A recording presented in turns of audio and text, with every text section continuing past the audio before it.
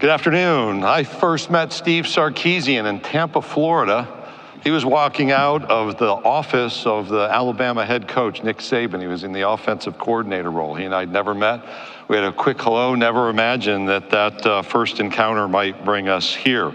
Steve is in his 24th year of coaching, his 11th as a head coach, and 4th as the head coach at the University of Texas.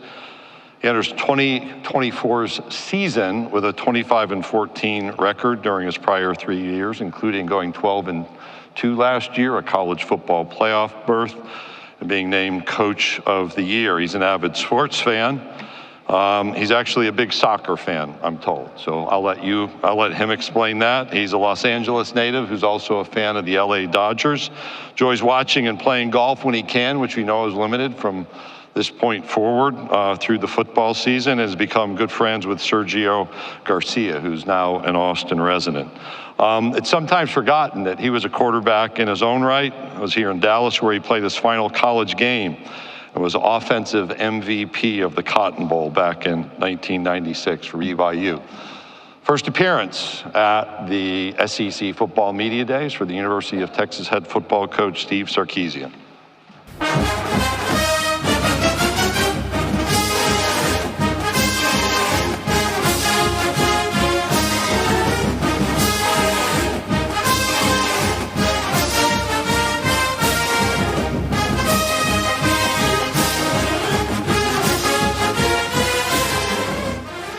Alrighty, first thing I'd like to do is welcome the SEC media to Dallas, Texas. This is an awesome opportunity, I think, for the state of Texas, for y'all to be here to join us, and what a stage this has been, and what a journey it's been to get to this point.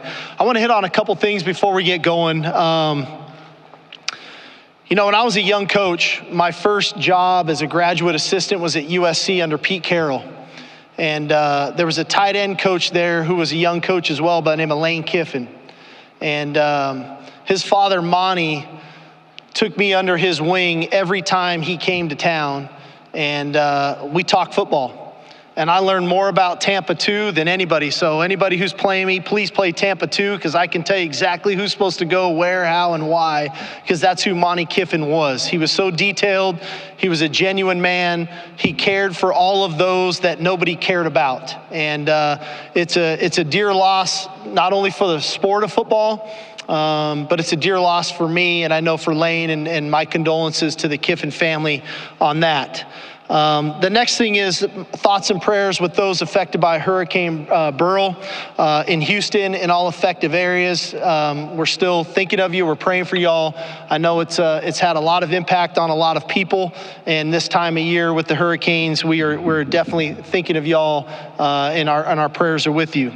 The next, I want to talk briefly about Coach Saban. Coach, I see you.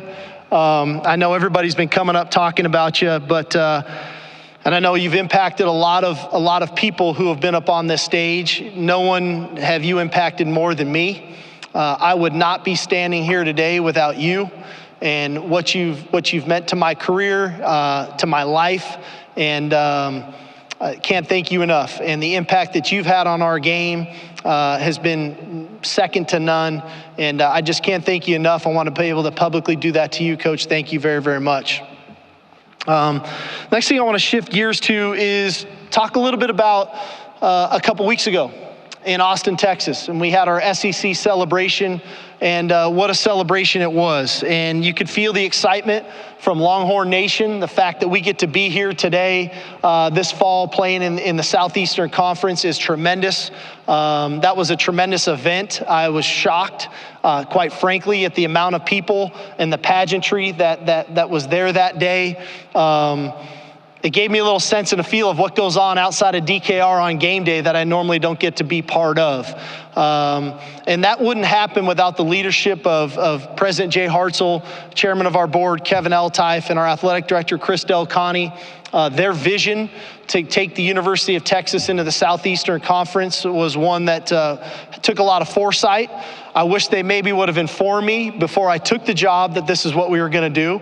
But I didn't get informed that until afterwards. But I said, hey, we already had to build a team that was going to have to beat the best team in the SEC if we wanted to win a national championship. So not much had to change there for us on that front.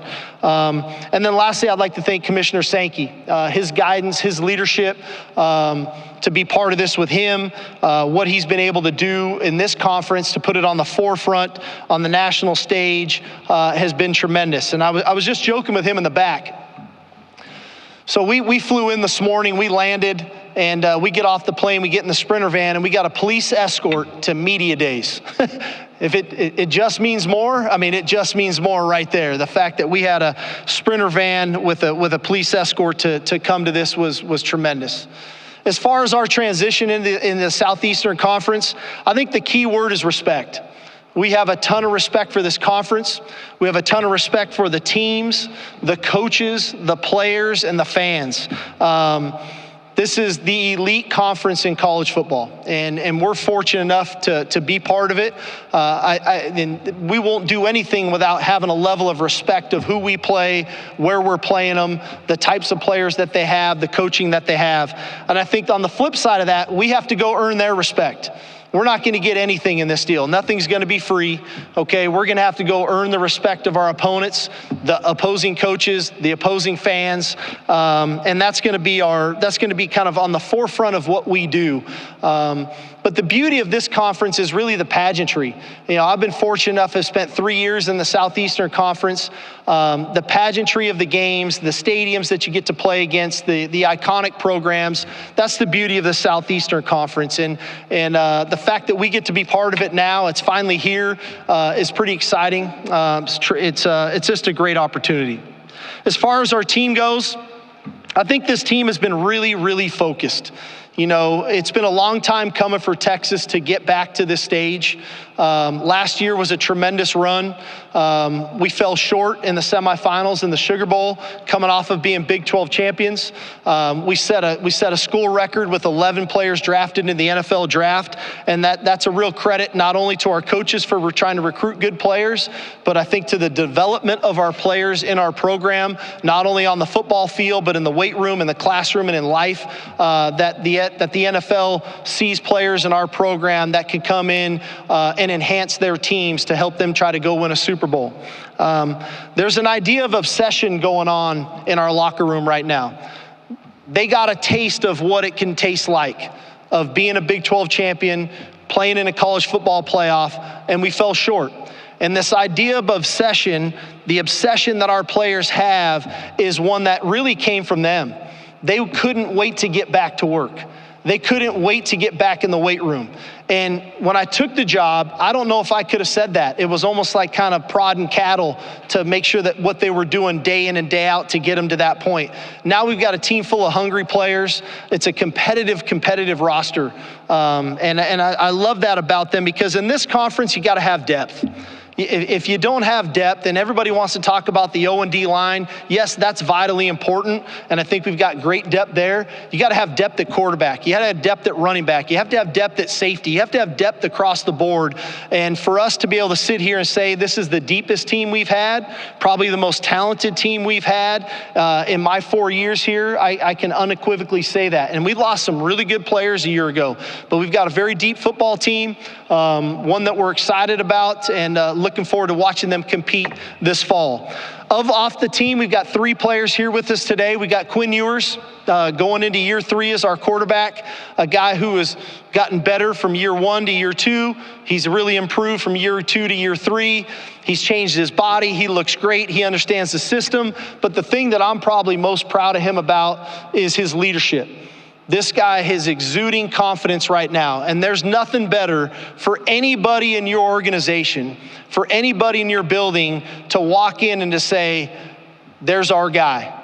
And our guy's exuding confidence. He's carrying himself the right way. He's doing things the right way, not only on the field, but off the field. He's our leader. And we can unequivocally say that about Quinn Ewers. And I'm proud to have him with us today. He's got a great belt buckle on, if you guys haven't seen it yet, and some awesome boots, if you were wondering. Kelvin Banks is also with us today, our left tackle, who's been a day one starter since he was a true freshman. If there's anybody in our program that I would say, hey, go emulate that guy. The way he handles his business, on the field, off the field, the way he works, first guy there, last guy off the field, that's Kelvin Banks. Now, he's going to be a high draft pick whenever that day comes, but the way he's carried himself has been super impressive, and his play shows on Saturdays, but it's who he is Sunday through Friday is really makes up why he plays the way on Saturday. And then Jahdae Barron's here with us as well, a guy who had a tough decision to come back for his senior season, came back. He's kind of the glue on the defense for us. He's heady, he's savvy. He can play multiple positions. He's tough. I love what he brings to our team. I love the leadership that he brings to the team. And so we're lucky to have him. As far as our coaching staff goes, one thing that we have going for us is coordinator continuity. I've had the same coordinators in 4 years now here at Texas, with Kyle Flood on the offensive line, offensive coordinator. Pete Kwiatkowski is our defensive coordinator. And then Jeff Banks is our special teams coordinator. From an offensive perspective, if you haven't ever seen us play, we believe in balance. We believe in trying to make it hard on the defense with multiple personnel groupings, formations, motion shifts. We love to run the football. We love to play action pass. We love to RPO. That's not going to change. Okay, so if you're wondering how's it going to look with the new headset communication thing, we aren't going to change. We're going to do what we do. We're just going to try to do it better than we did a year ago. Okay, defensively, I think one thing that we've really tried to evolve into, we've really tried to commit ourselves to stopping the run, and I think that showed a year ago. We have to be better in pass defense, and there's two ways to get better in pass defense. One, got to cover people better, right? You got to guard people better. You have to have people that can guard them. You also have to have the schemes to guard those people, but you have to have a better way to affect the quarterback. And so we've really tried to invoke that into our team of how do we create more of a pass rush to affect the quarterback, which I think we've improved upon this year, and we'll see the benefits of that. And then on special teams, we're an aggressive special teams unit. We try to go block the kick. If we're not going to block the kick, we're going to try to return it for a touchdown. That's just the way we operate. And Coach Banks does a great job with that, and looking forward to another great year. And when you have depth on your team like we have right now, that's when your special teams can really start to rise up, because we try to play our best players on special teams. And when you've got multiple good players, now that depth can permeate to special teams. And so we think we're going to be even better on teams than we've been in the past, and we've been pretty good. And in the end, for our team, we have to be mentally and physically tough. And that's the way we preach. That's what we teach. That's the way we work. That's the way we work in the off season. That'll never change. And for any of you who have ever been to Austin, Texas in July, and you start walking in DKR and running in DKR at 4 o'clock in the afternoon, you better be mentally and physically tough. And that's what our guys are doing right now. I'd say a couple things in closing, and then we get to questions. At the University of Texas, the standard is the standard, okay? Part of that standard is our culture, all right? Our culture is what makes us who we are. We take a lot of pride in our culture. We pour into our culture. We are a very connected group. We love one another. We work with one another, and that's not gonna change, okay? But at the University of Texas, part of the standard being the standard is competing for championships. I'm up here talking about football, but it's at every sport. It's at every level. And so regardless of the conference, and that's to take nothing away from the SEC, our goal is to come into this conference and compete for a conference championship.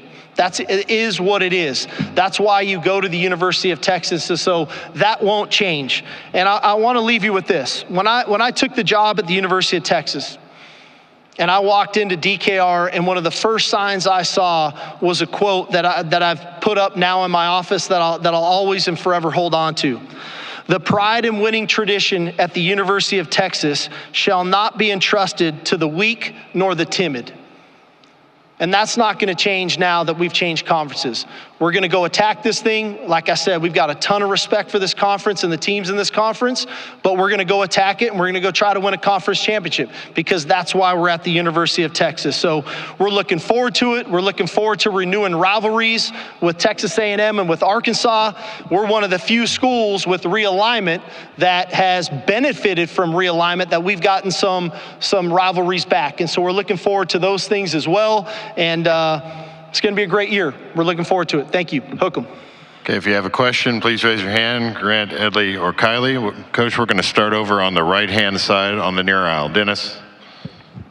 Sark, hi, Dennis Dodd, CBS Sports. I think we all totally get why Arch would come to Texas and basically face the prospect of perhaps sitting for 2 years, the support system he's got, everything. But I wonder if you could just recount what that conversation was like, that may be the case, that you're going to get the training, you're going to get enough reps and experience here to get where you want to go. Well, I think that's something, historically for us, part of recruiting is your track record. And we've been fortunate to coach some pretty good quarterbacks. We've been fortunate to do it for kind of some decades now. We've been fortunate to have some pretty good quarterback rooms. And I think the Manning family is pretty well aware of that. And I think they trained Arch to try to put himself in the best position to try to play in the best conference in America, and then ultimately put himself in the best position to further his career playing in the National Football League. And so with that, I think Arch's development has been important to the family, and he's reaping the benefit of those things. And so it hasn't been very difficult at all. I think it's been pretty simple for him. Coach, we're going to go straight in front of me, about 4 rows back. Kirk. Kirk Bowles from the Houston Chronicle. You haven't used a big rotation in your receivers, it seemed like, and with good reason. You don't want to take Xavier and AD off the field. But with so many in the portal, so many young receivers coming in, including Wingo, might you expand your rotation and play more of them, or it just makes it more competitive in practice? I think it's probably twofold, Kurt. We are gonna play more receivers. I think the length of this season, and because of not having all of the rapport with Quinn, some of that I have to feel out as games go. It is a very talented room for sure. And we've got 3 great transfers. When you talk about Isaiah Bond, Matthew Golden, Silas Bolden, 3 really experienced, good football players that came from good programs.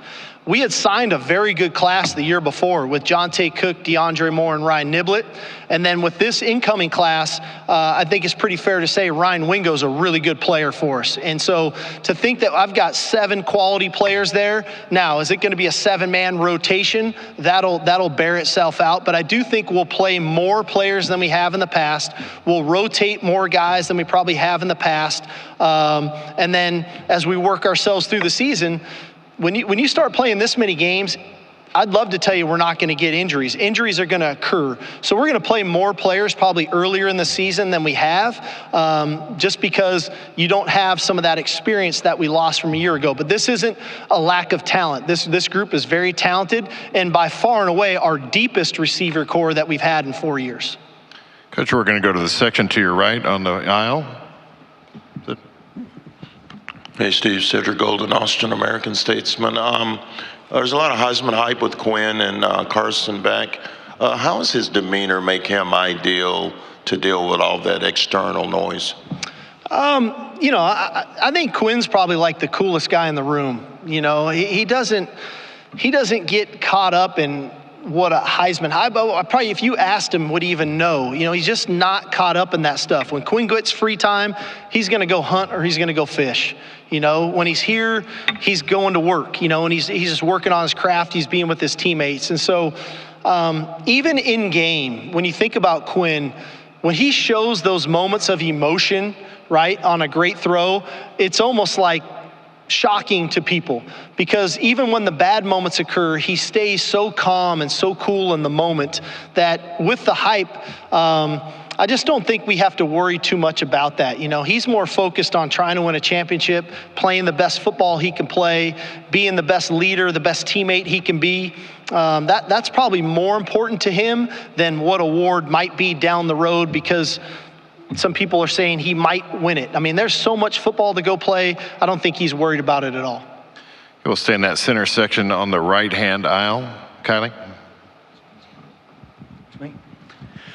Sark, Ralph Russo from the Associated Press. I know you probably would have loved to have hit the ground running and won 12 games in year one, but what changed over those 2 years building up to year three? Why was year three so much different? Why did it click? Well, I think part of it was our culture. We had to keep building our culture, the things that were important to us, right? And that takes time. It takes time to learn the schemes. You know, you bring in coaches and you have an idea of what you want to run, and that's nothing against a previous staff, but maybe they didn't recruit the types of players that fit what we wanted to be and how we wanted to play. So that takes time too. There's development of players in your program. And so, hey, I'll tell you this much, 5-7 in Austin, Texas sucks. That was hard. That was hard on me. That was hard on players. That was hard on a lot of people. Okay, 8-5 was a little more palatable for people, right? But as you continue to stay committed to who you are, and you stay committed to your course of action, you stay committed to what you believe in, over time you start to reap the benefits of that.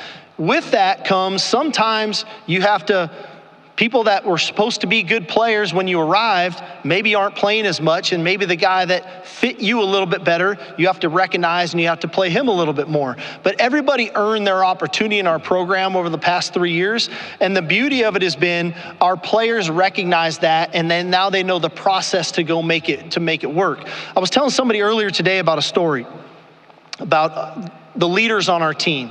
You know, when we had Bijan Robinson and Roshan Johnson, everybody raved about their leadership ability, but we only had a couple of leaders. Last year, we raved about the leadership of about 5 or 6 guys, Jordan Whittingtons of the world, right? Byron Murphys of the world. This year, I can probably tell you, I got 25 leaders because these guys have grown up in our program. They don't know any different than our culture. And so now when I don't even have to speak very long about what we believe in, because they live it every single day and I watch them live it every single day. And so that's the process, right? You're trying to develop leadership. Well, leadership takes time to develop. You just don't anoint a guy a leader if he doesn't believe in the core values of the organization. Coach, we're going to go straight in the front of my section, about midway back. Steve, Eric, Henry, Horns 24/7. Kind of piggybacking off of Kirk's question. Last year, you talked a lot about the versatility of the team and helping you win games with JB gone and the receivers and JT. Just wondering, what do you see as the next kind of natural evolution for the offense? Well, I think, you know, without telling Coach Norvell at Colorado State what we're going to do in week one, you know, part of it is we always try to stay on the cutting edge. You know, I never want to get stale offensively. And I know what I said earlier, we're going to be who we are. But with that comes all of the subtle tweaks and things and formations and motions and personnel groupings and how do you group people the right way and to take advantage of it. Part of that is trying to play your best players. All right. Part of that is to how do we tax the defense. And so we do have a very versatile offensive team. You know, the fact that, you know, we've got very versatile runners. We got versatile tight ends. The addition of Amari Niblack has been great. Juan Davis, who I've been so impressed with coming out of spring ball and this summer. Gunnar Helm, we found out a lot about him when JT went down last year. We use an extra tackle at tight end some. So we try to do a lot of things to people to make them prepare for it. And then in game, what are we going to call that game that maybe they didn't practice quite as much, or, hey, they have a deficiency here, let's go attack that a little bit more. So I'm not trying to avoid the question, but sometimes it's we implement an offense and then we tap into different aspects of it from week to week that we think, you know, behoove us to be successful. So we're going to go into the section to your right, just midway back. Olin. Yeah. Olin Buchanan, Texas coach, you have the unique experience of having coached in the Iron Bowl and the Red River rivalry. Now, last month in Destin, your athletic director said the Texas-Oklahoma game was a bigger game, a bigger event than the Iron Bowl. So what is it about that game that makes it a bigger event than the Iron Bowl or other SEC rivalry games? Well, I think this, and I've been fortunate. Like I said, I've been part of the Iron Bowl. I've been part of the Apple Cup in Washington. I've been part of SC, UCLA. I've been part of some great games. This is the most unique game for sure that I've ever been a part of. When you pull into the state fair and you start smelling those corn dogs and turkey legs, and there's fans from both teams, and then you get in those locker rooms, and the locker rooms literally are 20 feet apart, and you're staring at each team, and one goes first, the next one goes next, and it can get a little contentious in there, but that's okay. And as we come out of that tunnel, and that's OU's tunnel, and we're staring at a sea of burnt orange, and you just want to get there. And it's a unique game because half of the game is a home game.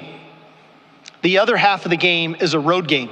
And I had to learn that the hard way in year one. We got stuck in OU's end, and we were false start, and we couldn't do anything right. And so you have to play to that style of game. But it being split right down the 50, it's the who's who on the sidelines. And I'll tell you this about both teams.